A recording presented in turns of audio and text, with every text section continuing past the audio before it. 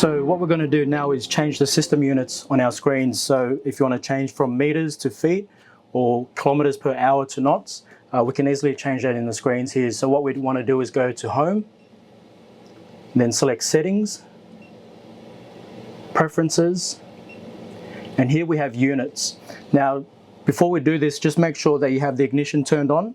Otherwise, this unit setting won't appear on the screen. So make sure your ignition is turned on, and then you'll have this unit setting here. We go into that, and then System Units.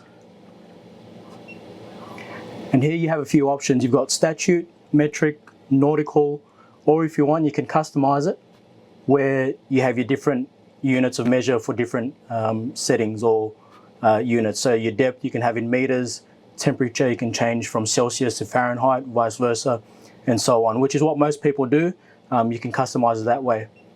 And from there, once that's all set, you'll notice all your units on your screens will be whatever system units you've set to. So at the moment you can see our depth is 1.8 meters, or if you had that changed around, you could have that in feet and so forth.